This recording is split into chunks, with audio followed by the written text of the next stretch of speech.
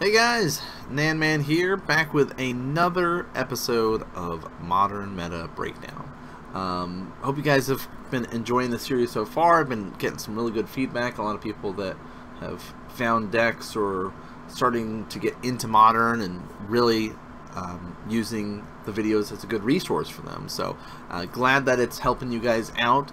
This is one of the videos that people have been asking for. I've kind of been going back and forth between more top tier super competitive decks as well as the fringe super fun more casual decks for Modern. So I've kind of been going all over the place, and we just had a GP take place, GP Vegas, and figured, well, with the results, since people have been asking about it, this seems like the perfect time to bring it up. And we're going to be talking about Affinity this week, guys. So we got three different, slightly different versions of Affinity, if you will. Robots, whatever you want to call them there. So that's what we're going to be talking about. What are the cards that you need to keep in the deck to make it really the Affinity deck that most people know of? Where are the flex spots?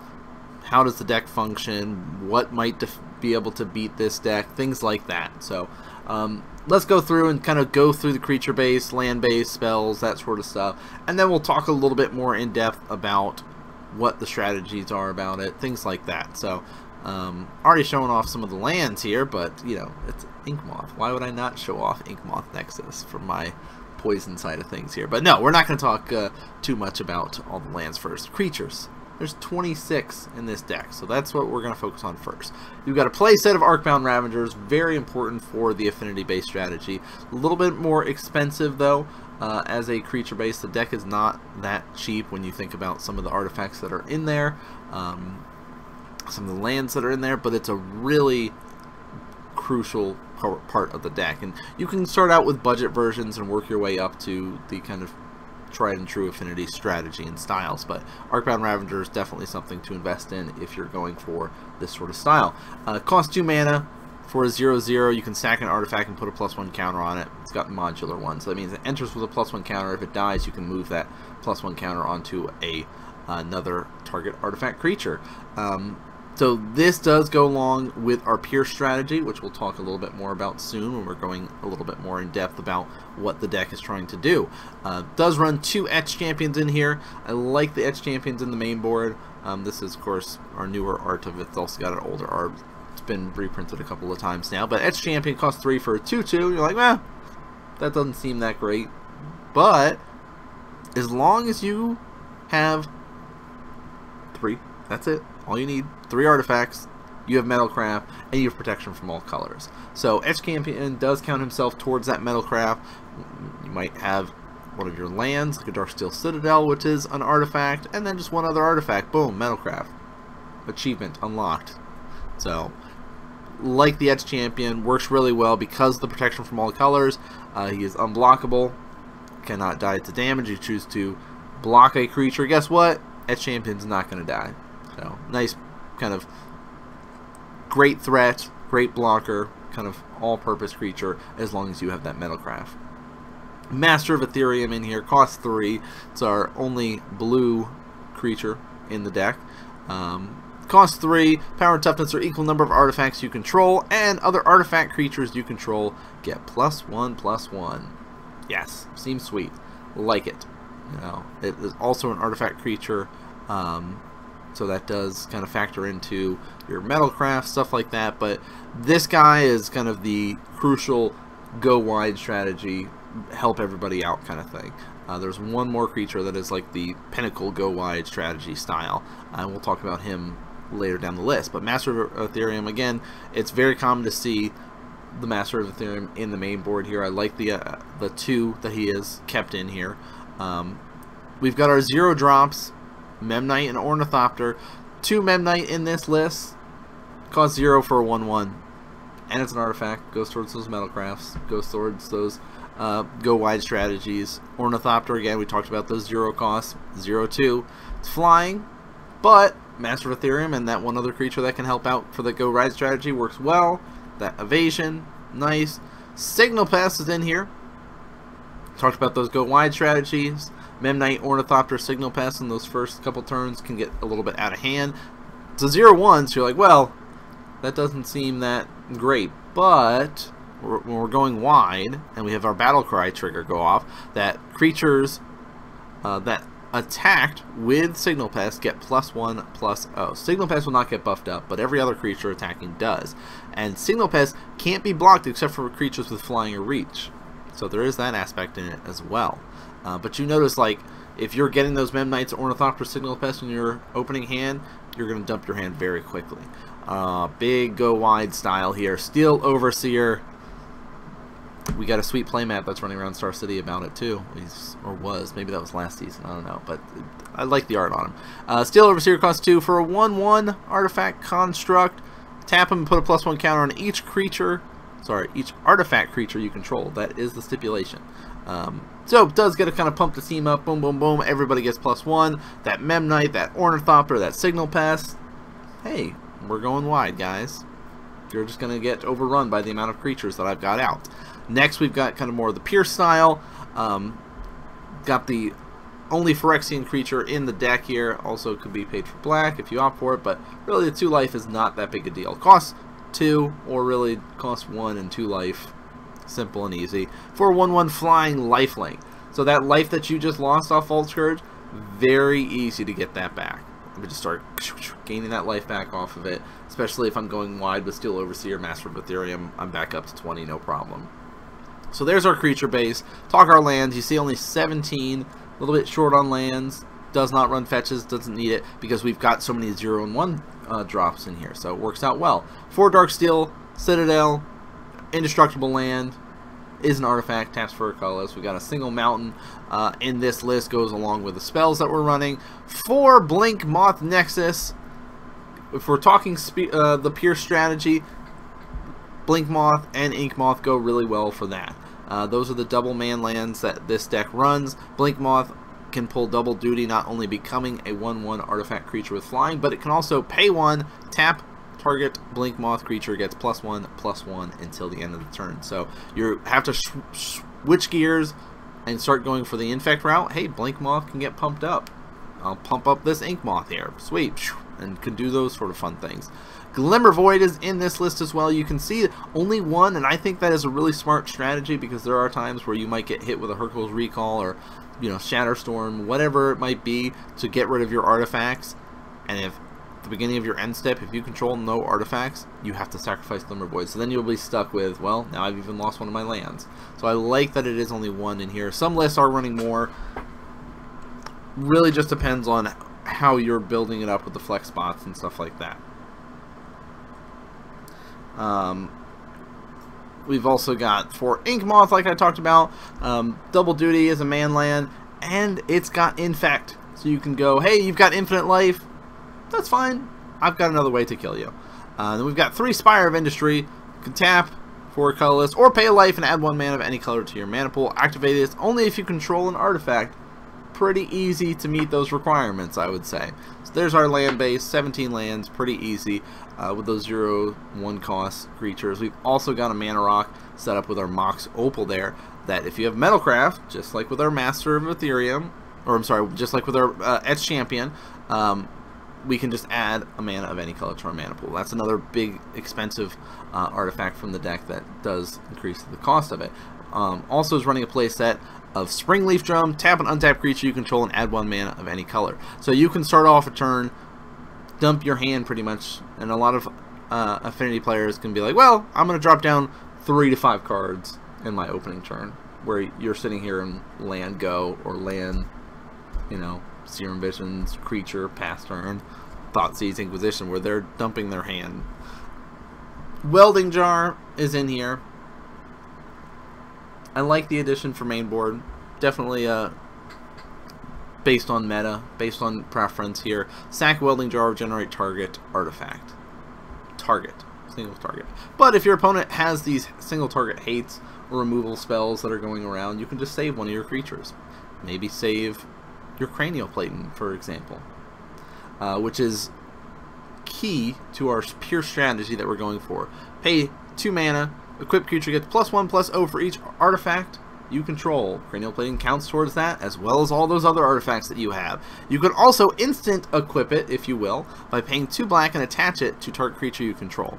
Equips for 1, attaches, equips at instant speed for 2. And with having Spire of Industries, you know, having our Glimmer Void, having our Spring Leaf Drum, having our Mox Opals, it's possible to be able to do this at instant speed. If we go move to combat, declare Bonkers, okay, before damage, I will equip or attach my Cranial Plating onto this creature that you did not block. And now, you know, here's a lot more damage you're taking. Then we've got our 4 Galvanic Blast, 1 red, deals 2 damage to target creature or player, unless you have Metalcraft, and then it deals 4 damage to target creature or player. Yes. So if I'm going for this go wide strategy, going for this pure strategy, and just chipping away at you, I can easily kill you off with a Galv Blast, or kill off one of your creatures that's in the way of me being able to kill you off. So Galv Blast makes perfect sense for the main board there. So got our sideboard. Going to ignore it for a second just to talk a little bit more about our go wide and pure strategy. So go wide here. Let's pull this guy up. Alright, and I'll pull this guy up down at the bottom so you guys can see our 2 main things on opposite sides here. By dumping your hand, you are basically saying, I'm going to have too many creatures for you to be able to block. My Ornithopters, my Memnites, my Signal Pests, with the backing of a Master of Ethereum or Steel Overseer, just get out of control. And we see a lot of zoo strategies employ this, of saying, I'm going to just go around you, you know, Renegade, or not Renegade, Revolt Zoo, or Naya Blitz, those sort of stuff that's just like out of the gate super quick and just turning guys sideways. That's the kind of go wide strategy. But Affinity can very easily shift gears. Let's say you've dumped your hand, you're going sort of this style, and then your Master of Ethereum dies. Then your Steel Overseer dies. And now maybe you've put 1/1 counter on all your guys, and you're left with an Ornithopter and a Memnite and maybe a Signal Pest. All your good stuff has been killed off. You can kind of shift gears into these sort of strategies. We've also got our lands that we were talking about that can help us out later on, that can go into this pure strategy. Arcbound works really well. If your opponent is starting to target off and kill off your creatures, you can say, I'm going to sack them to Arcbound, make Arcbound bigger. Now that I know I've got evasion, maybe with an Etched Champion, I can be able to sack my Arcbound Ravager and put that modular counter, those +1 counters, onto Etched Champion, so he's pretty big. You have to be careful about that, making sure you still have Metalcraft, or Etched Champion's going to be in trouble. You can also go kind of that, I'll throw it on an Inkmoth Nexus, so then I can just kill you. Oh, you don't have any way to block flying? Alright, I'm going to swing in with my Inkmoth, and I'm going to put a bunch of counters on it. Cranial Plating works really well for that pure strategy of saying, hey, you know what, I can go really wide, or just really focus in on that one creature that I know can kill you. And having those evasions, having that sort of pure style works out really, really well. So that is the thing you have to be careful about, is a really good Affinity player is very adaptable to the matchup and to the situations that's occurring around them. Of like, okay, my go wide strategy is not working, we're going to switch it up, we're going to pierce. Okay, Pierce is kind of struggling a little bit. Let's see if we can get back to that go wide strategy. Different things like that, and kind of adapt to what they are playing. So, did want to discuss that a little bit more for those that are playing at home. Talk sideboard real quick, kind of what you'd expect to see. Grafdigger's Cage is sitting in our sideboard. Basically, those Cocoa-based decks, stops, all that kind of shenanigans going on there. Graveyard-based strategies also get shut down with Grafdigger's Cage. Double Etched Champion, 2 main, 2 side is pretty consistent, what you'd expect to see. Aether Grid's really nice.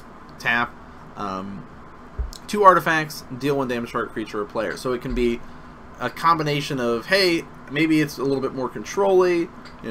Now later on, those Spring Leaf Drums, my Darksteel Citadels, things like that normally are just useless, now actually can deal 1 damage to you. This also works against, like, maybe a deck like Infect or something that's got those 1/1 creatures. Oh, I can start pinging them off and killing them. So we've got access to Rest in Peace, again, graveyard strategies, things like that. Want to hose them. Ancient Grudge. Well, there's artifacts you want to kill, right? Well, you're playing a deck full of artifacts. There's going to be other people doing the same thing. So Ancient Grudge works really nicely. Also, again, something like Ensnaring Bridge or things like that, you can get rid of that. Dispatch is in here. Now, we've seen people opt for like a white strategy. Some people have opted for it the main board. I really like this card a lot. Does have that Metalcraft ability that you can exile a creature, basically path to exile without getting them a land. Otherwise, you just tap a creature. Both are pretty relevant when you're trying to go for a creature-based strategy to get in and get damage in. So, like that. Spell Pierce is in here. A Singleton. One Wear and Tear is also in here. Destroy target artifact, destroy target enchantment. And 2 Thoughtseize. And this is pretty consistent among sideboards that you'll see. There are a few flex spots that you can do, adjust numbers and things like that, based on what the meta is shaping up to be and how things are going. But you can see pretty much access to almost every color in the sideboard.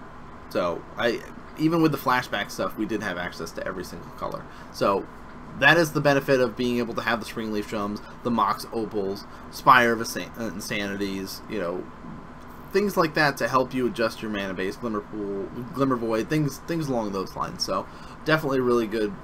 So there's our first list. Now the other 2 lists are very similar to this, but there's 2 other cards that kind of sometimes fall into lists and how people like to play. So I did want to highlight those other cards real quick before I talk about what could end up killing the deck.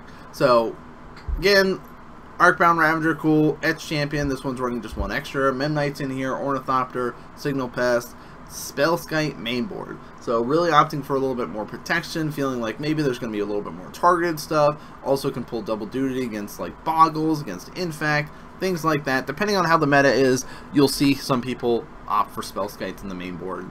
Sometimes they go 1 main board, 1 side. Sometimes they don't even run them at all. The first list didn't have any.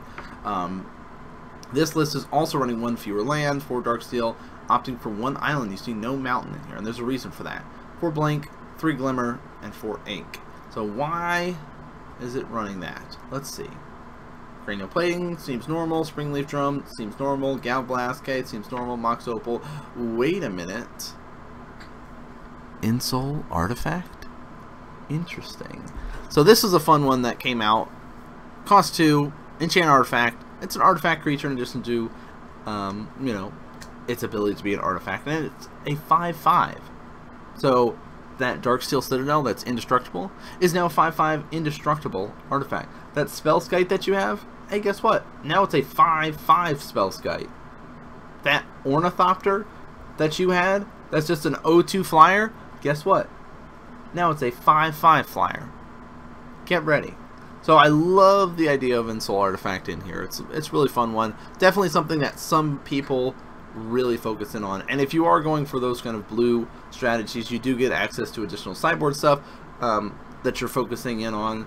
You know, Ceremonious Rejection's a nice one. We see a little bit more counter magic. Spell Pierce, Spell Snare, Vapor Snags in here. Whip Flare's a sweet one we didn't see before. 2 damage to each non-artifact creature. So again, you're fighting against some other go-wide strategies. Cool. Let's Pyroclasm, except for non-artifacts. So, enjoy that one. Also, this one's rocking out our Relic of Progenitus in here. So, you know, Insole Artifact is definitely a way to go, something to be aware of if you are fighting against Affinity. This was a list that did take 3rd place at the GP. And our last list, again, very similar to our other ones, took 4th. Arcbound, Etch, Master, cool, Memnite, Ornithopter, yep. Signal Pest, Steel Overseer, Vault Scourge, cool. All those make a lot of sense. What else do we have in the list that's going to be different? Back to 17 lands, opted for the island in here. You know, Spire of Insanity is back in here.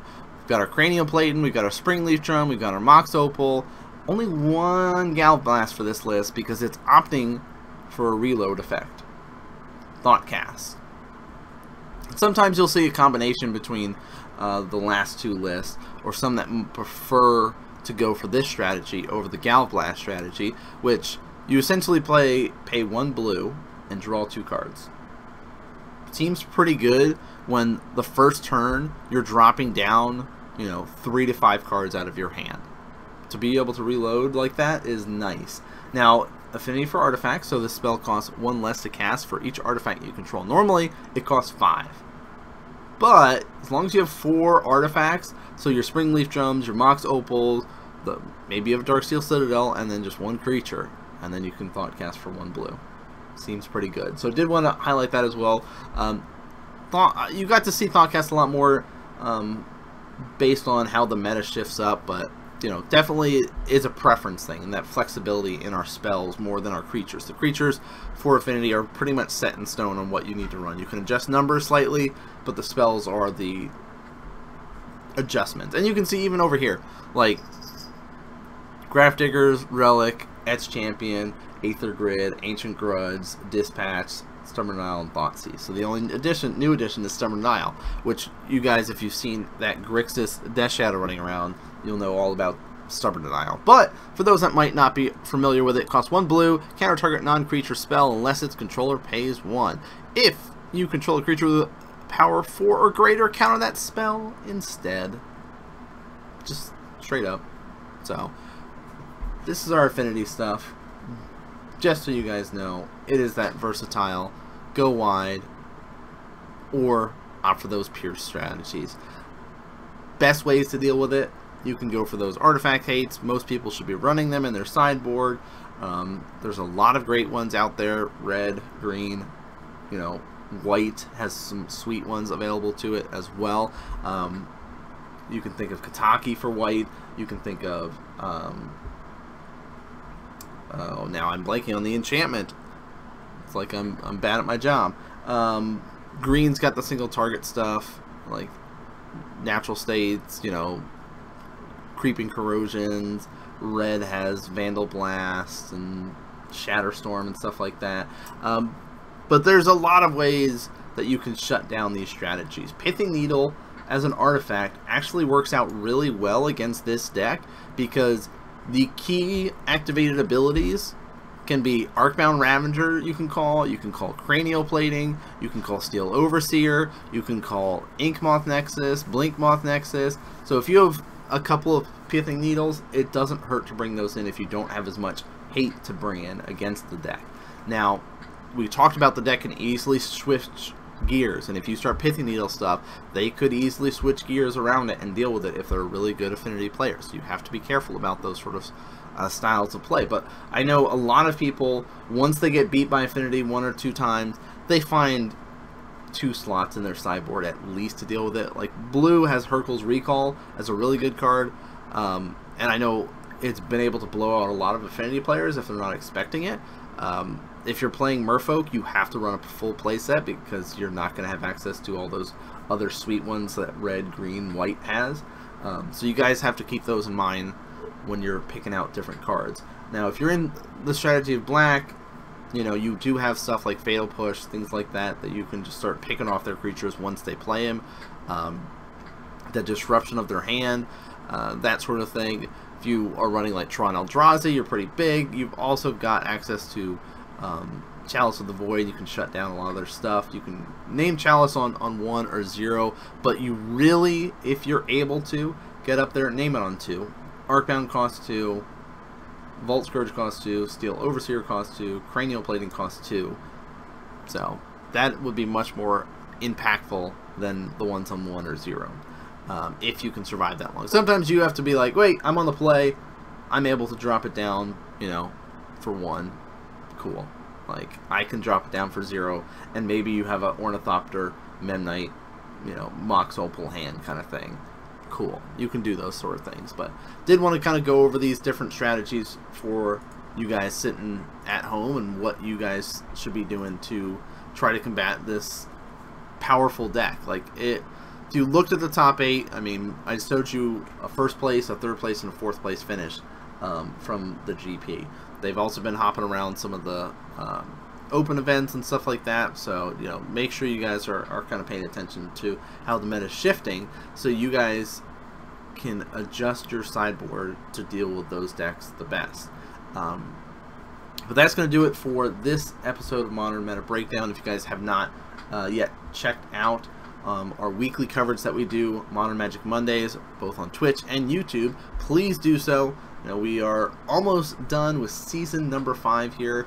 We'll be broadcasting week 10 up next week, so like whew, pretty much getting right into the invitational side of things there. So if you guys have been liking this sort of stuff, please hit the follow, subscribes over here, youtube.com/NanMan. I'm going to start releasing additional videos, maybe even some draft videos, some modern Magic Online videos for you guys to be able to enjoy. Pretty much all of the live action modern stuff is going to be focused on Modern Magic Mondays channel, so you guys can check that stuff out there. I've also been uploading new stuff at the beginning of the week. Beginning of the week is like our other gaming stuff. Been doing a lot more Minecraft stuff, Hearthstone stuff. You know, I keep talking about all these other games that we're going to be doing.